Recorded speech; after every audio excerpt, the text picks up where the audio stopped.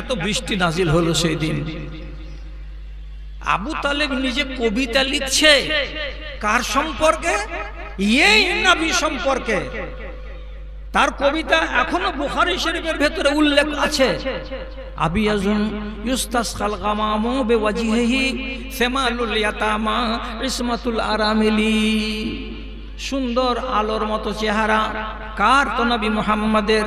ইউস্তাসকাল গামামু, যাকে দেখিয়ে, যার নাম দিয়ে, যার দোহাই দিয়ে, যার ওয়াসিলা দিয়ে আল্লাহর কাছে পানি চাওয়া হয়, যেই লোকটা সমস্ত ইয়াতীমদের হলো সাহারা, যেই লোকটা মক্কার যতগুলো বেওয়া এবং বিধবা মেয়ে তাদের হলো সাহারা। কবিতা বাঁধছে কে? এই চাচা আব্দুল মুত্তালিব, এই চাচা আবু তালেব। আমি বলতে চাইছি এটা তো 6 বছর বয়সের ঘটনা। এই ঘটনার পর যখন 40 বছর বয়স হচ্ছে নবীজির, তখন তো তিনি নবী হলেন। 7 দিনের ভেতরে 9 জন লোক মুসলমান হলো, সবটি কাঙ্গাল, গরিব, ফকির। একটা আবু বকর সিদ্দিক বংশওয়ালা, এই একটা তাবড় লোক যাকে কেউ মারতে পারবে না। আর মহিলাদের ভেতরে মা খাদিজা রাদিয়াল্লাহু তাআলা আনহা, যেটা হলো বড় বংশের বৌমা, তার দিকে কেউ আঙুল তুলতে পারবে না। এটা হলো আব্দুল মুত্তালিবের বংশের বউ। বাকিগুলো সব দরিদ্র, অনাথ, অসহায় লোক। সবই হলো, সবাই ঈমান আনলো।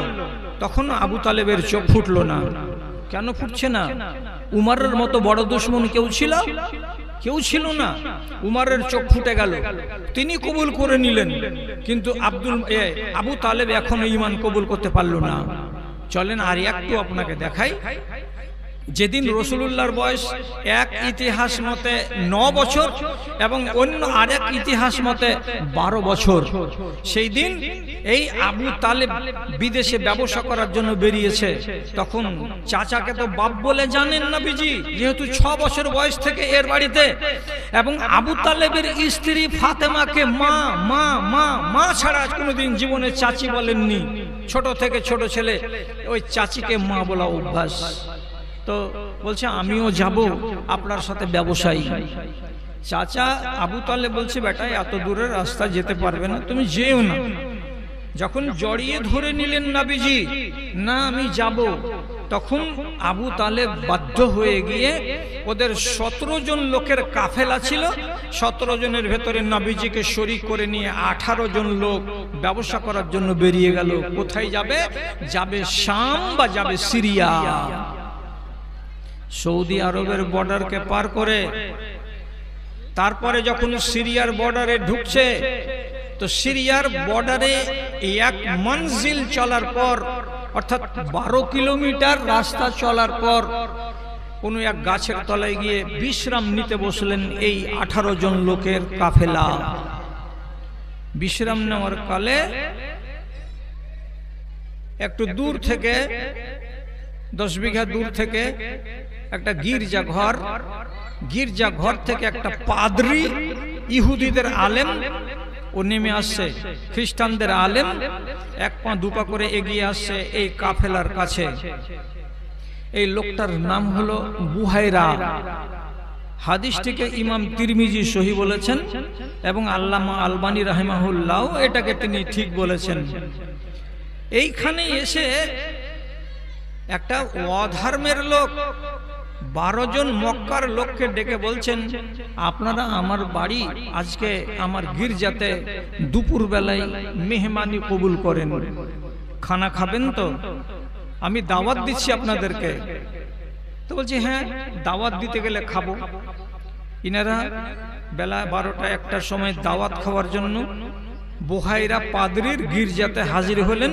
17 জন লোক গেলেন, একটা যে কম। পাদ্রী বলছে হাল বাকিয়া ফিকুম আহাদুন, এ ভাই আমি যখন দেখা করতে যাই তখন ওখানে 18 জন লোক আমি দেখেছি, এখন আপনারা দাওয়াত খেতে এসেছেন 17 জন লোক, একজন লোক কোথায় গেল? আবু তালেব জবাব দিয়ে বলছে, আমরা আরবের লোক, কাউরি বাড়ি যদি দাওয়াত খেতে যাই তো বালকদেরকে আমরা নিয়ে যাই না, ছোট ছেলেদেরকে আমরা নিয়ে যাই না। এই যে রেখে এসেছি ওখানে 18 নম্বর, সেটা হলো বাচ্চা, এর বয়স হলো 8 বছর কিংবা 10 বছর। ছোট ছেলেকে মেহমান বানিয়ে কাউরি বাড়ি আমরা নিয়ে যাই না। তো বুহাইরা রাহেব বলছে, ওটা কথা আমি শুনবো না, আপনাদের সাথে ওই ছোট বাচ্চাকে এক জায়গাতে বসিয়ে খানা খাওয়াবো, আপনি ওই বাচ্চাকে নিয়ে আসেন, তাছাড়া হবে না কথা। বাচ্চাকে শেষ পর্যন্ত এখান থেকে ডেকে নিয়ে যেতে হলো। 10 বিঘা দূরে এই একটু সামান্য হেরফের করে নিয়ে গেল, এক জায়গাতে বসে খানা খাওয়া দাওয়া করা হলো। তারপরে বুহাইরা রাহেব এই 18 জন লোকের দিকে আঙ্গুল তুলে বলছেন, আইয়ুকুম আকরাবু ইলা হাযাল ওয়ালাদে, আপনারা যে 18 জন লোক আছেন, এই 18 জন লোকের ভেতরে এই বাচ্চাটার সবচাইতে কাছের মানুষ কোনটা, সবচাইতে নিকট আত্মীয় কোনটা, আপনারা এটা আমাকে ধরা দেন। তখন আবু তালেব নিজের হাত তুলে বলছে, আমি হলাম তার কাছের লোক, এটা হলো আমার ভাতিজা, আমি হলাম তার আপন চাচা, এখানে আর কোনো রকমের ধোঁকাবাজি নাই, একেবারে রক্তের সম্পর্ক, একে আমি ছেলে বলে জানি এবং এই ছেলেটা আমাকে বাবা বলেই জানে। কত সুন্দর কথা হয়ে গেল, আলাপচারিতা। এবার এই সবটি লোককে রেখে দিয়ে বুহাইরা রাহেব নবীজির মতো এই যে 10 বছরের বালক, তার হাতখানা ধরে আর আবু তালেবের হাতখানা ধরে এখান থেকে উঠে বাইরের দিকে নিয়ে গেলেন। আর যাওয়ার পরে আবু তালেবের কাঁধের উপরে এমনি করে হাত রেখে দিয়ে বলছে, আপনাকে একটা ভালো পরামর্শ দিচ্ছি। ভালো পরামর্শটা কি? আপনি এই বাচ্চাটাকে নিয়ে আর এগোবেন না, সিরিয়ার দিকে যাবেন না।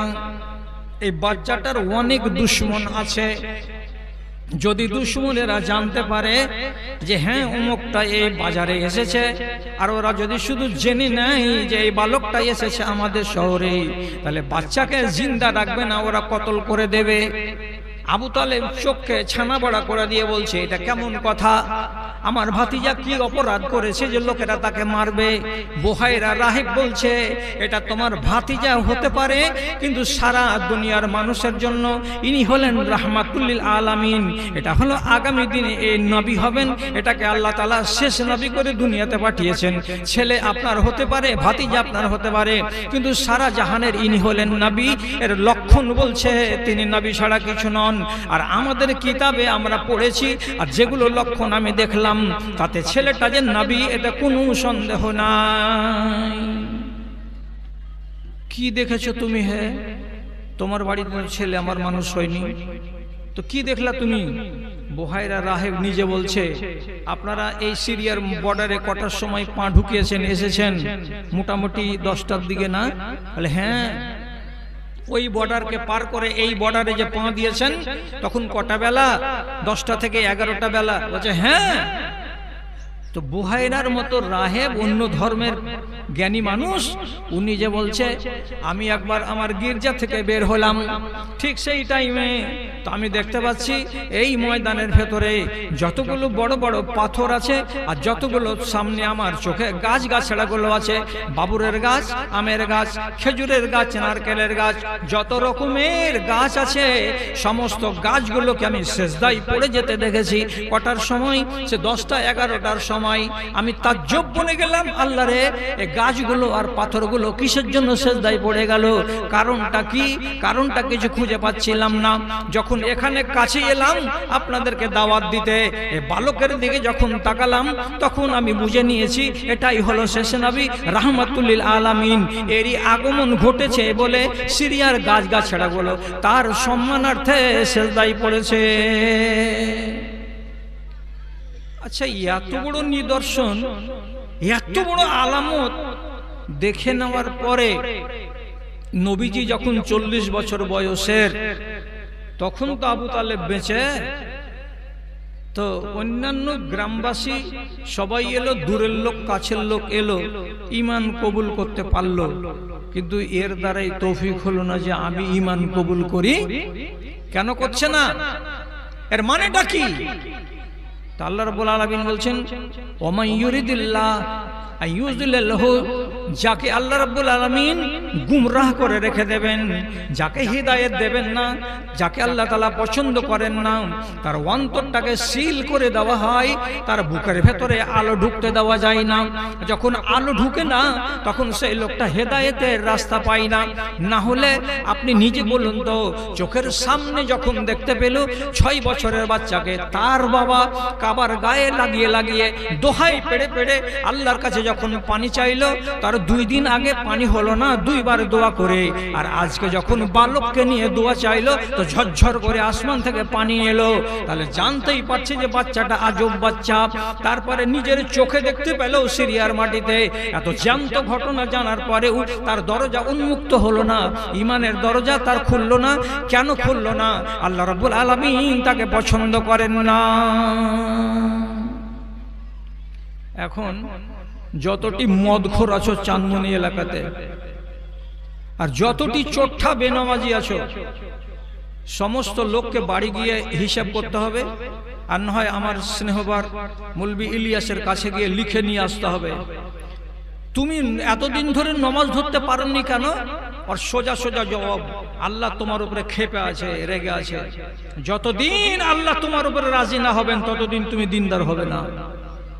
যতদিন তোমার উপরে আল্লাহ তাআলা রাজি না হবেন ততদিন পর্যন্ত তুমি বেহায়া বেহায়া হয়েই থাকবে। তোমাকে এক গাড়ি হাদিস কোরআন শোনাতে গেলেও তোমার ভেতরে হায়া ফিরে আসবে না। আল্লাহ যার উপরে নারাজ হবেন সেই ব্যক্তি দিন থেকে দূরে থাকবে, আর আল্লাহ যার উপরে রাজি থাকবেন সেই মানুষটা দিন থেকে দূরে থাকতে পারবে না। ঈমানের আলো তাকে টানবে, আমি এদিকে যাব, আমি এইদিকে যাব না। ওয়াজ শুনতে এসেছেন যত মাওলানা আজকালকার জমানাতে আছে, শতকরা 99টা কিছু রং কিছু তামাশা আপনাকে দিয়ে দিল, আর দেওয়ার পরে আপনি এখান থেকে চলে গেলেন। দারুণ মজা লাগলো, হে কি গলা, কি সুন্দর সুন্দর গাইতে পারছে।